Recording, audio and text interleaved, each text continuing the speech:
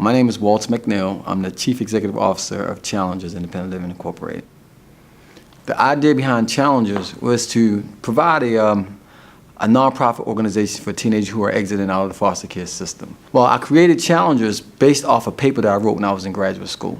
In the United States, there's only 2 programs back in 1996 that actually provided services to teenagers who are over the age of 18 years old. And so Challengers Independent Living was based off of that lack of information. I kind of integrated those kind of things, and I made a program for myself that I wrote for my paper. And after I finished writing that paper, the teacher afterwards said to me, he said, "You need to do this for real." The kids we serve are children between the age of 15 to 21. A lot of times, we'll get phone calls from the general community to say that, when my kid is 17 years old, he's not listening to me, and I want him to send him to the foster. I want to send him to your program, because they heard about our program through some media or something like that. But that's not the population we serve. We service kids who are only wards of the state. We don't serve kids who are juvenile delinquents. That's not the purpose of our program. Our program serves kids who are in the foster care system for not a fault of their own. I was in the foster care system at 15 years old. It was deemed that my mother was not able to care for me and provide for me the way she should have or could have provided for me. I grew up very fast, and I had a lot of responsibilities at a young age. So that, with the little nurturance and guidance that I didn't receive at home, brought me to a really hard place in my life. So I didn't have the easiest time in high school, and I met the wrong people, and I got into the wrong things, and I ended up in a really bad place. And no matter everything that I went through, I honestly say that being in the foster care system saved my life.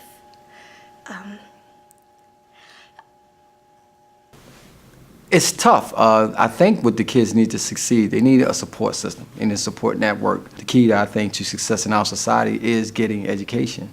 But a lot of times, education is a hard thing for our kids because of their emotional instability. And that's the kind of thing that kind of drives us to make sure that our kids, get the trauma-based needs taken care of. Because a lot of times kids who exit the foster care system, no one really addressed their trauma. They just address the needs or the behaviors that is in front of them. But when you think about independent living, which is a whole different population, when you think about independent living, you definitely have to look at, what kind of things do I need for my kids to be able to go out into the community and interact, appropriately, and be able to deal with the ups and downs of, just day-to-day life.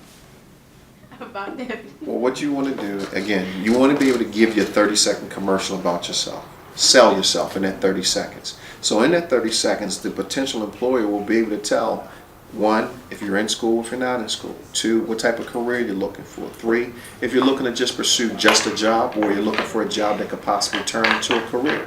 After you go that route, then you tell them more about yourself. That you're willing to do the work, that you're a hard worker, that you're out here looking for jobs. You did the research on the company on the internet. You found out exactly what they're doing, what their policies are, what their procedures are.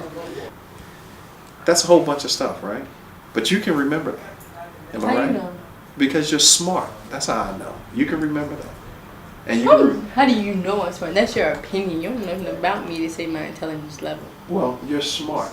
You think I'm smart. You receive information well. Making money and working and succeeding, that's very important to you because you have 2 jobs now. Am I right? And you're going to school. Am I right? So to pursue a career or job while in school, work, and doing both well, all 3 well, that means that you retain information pretty well.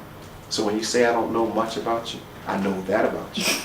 I know that about you. I was told up until I was in the foster care system that I really wasn't going to amount to anything, that I was never good enough. And so when you hear that for a majority of your life, you start believing it.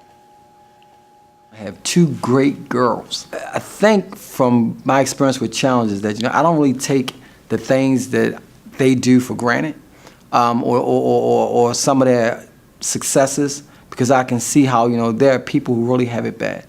I try to be, present in their life because our kids don't have anyone to be, present in their lives.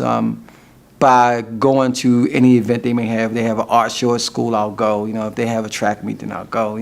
But our kids need us, and so by seeing our, the kids at Challengers, and and how parents just, neglected, that privilege of being a parent.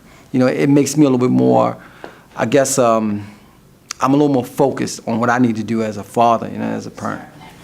Challenges has benefited me in life in a few multiple ways. They taught me life skills that I've needed to obtain. I've even had received participation for the life skills groups that I've completed. It was about 15 to 20 of them, so we had to meet on a regular basis, and they've showed me what it really would be like in the real world. I think if you aren't genuinely concerned about our kids, I think our kids see it. Always say children in foster care have radar. Our kids live in apartment-style living, and so a lot of the kids have to interact amongst their participants in the community, like the residents in the community. So we want our kids to have this sense of normalcy, as much as possible. So in order for somebody to be normal, you have to have normal people working with them. Hello, I'm Jamie Smith. Welcome to the apartment I stay in at Challenges. Come on in. So here we have the fridge. It's already here. It comes furnished. The furniture's always here. They give us money for food. As you can see, I like to eat a lot. Dishes. They give us money to buy dishes, or you just buy them on your own. This is what I wanted, and I personally got what I wanted. I grilled out here a few times, but I wasn't supposed to. I just found that out today. If you keep coming on back, I'll walk you to my master suite bedroom. My bed. I decorated it somewhat, I got this from Challengers. This is the certificate that solidifies that I completed the life skills, that I've mastered the life skills. Got this on the 11th day of June of this year. This is my bulletin board. I like to put motivational quotes on here, like, remember the struggle makes the journey worth it. Some other things like, classes that I need to transfer over to Coppin, and money stuff. A TV, nice 39-inch. Sitting here and play the game. As you can see, I already got hooked up. I took this on my graduation day. So anyway, I met Jamie. So when there's a kid that potentially need a placement, like they'll have.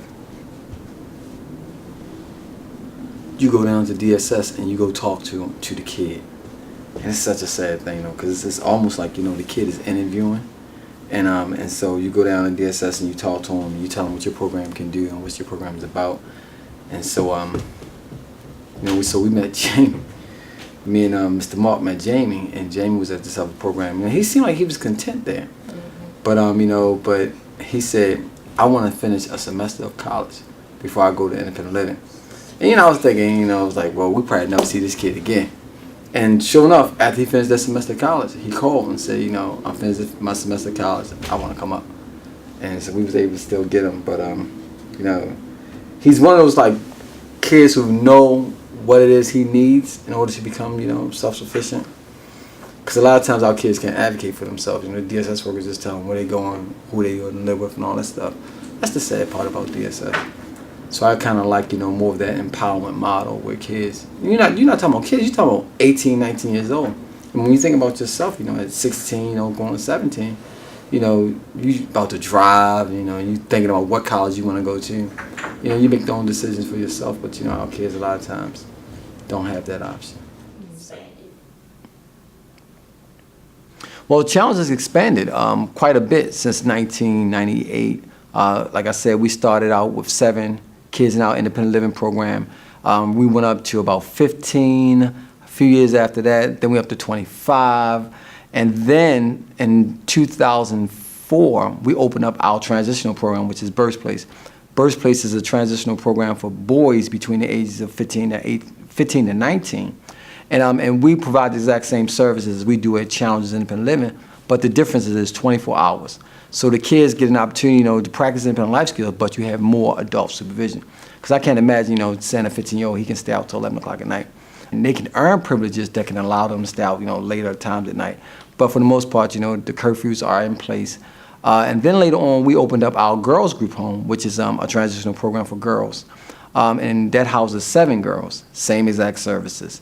And then in 2011, we opened up Challengers East, which provided services in an independent living program for additional 20 kids.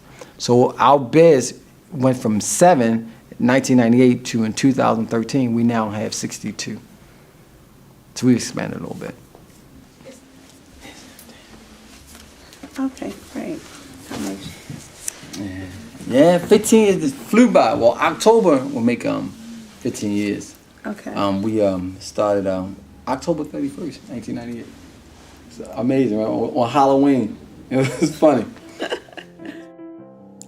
How is my life post-Challengers? I am proud to say that I am a college graduate. I graduated from Mr. Walt's alma mater, Coppin State University. I graduated summa cum laude, top of my class, with a Bachelor's of Social Work. I am a student at University of Maryland School of Social Work, receiving my master's, and this time next year, which is June, I will receive my master's working on my clinical licensure. I just accepted a position as deputy manager, case manager at a nonprofit organization. So I am the assistant director, essentially, for an organization I've worked with for years. It's called Whalers Creation. It's a foster youth adopted arts media training program to help other foster youth gain employment in whatever field they would like to choose. The impact that Mr. Walt and Challengers has in my life is, you cannot measure it.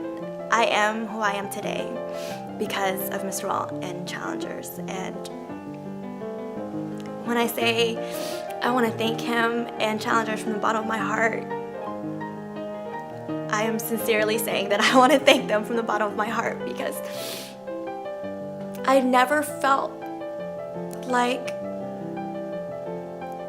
I could do anything. And for me to be where I am today and to achieve my goals and have Mr. Walt and Mr. Kiba, Mr. Averon, everyone back me up and support me and share those accomplishments with me, it's just something that I just can't even express. I thank Mr. Walt for all the opportunities he's given me, everyone at Challengers. I wouldn't be where I am today, and I wouldn't be who I am today without the guidance and support.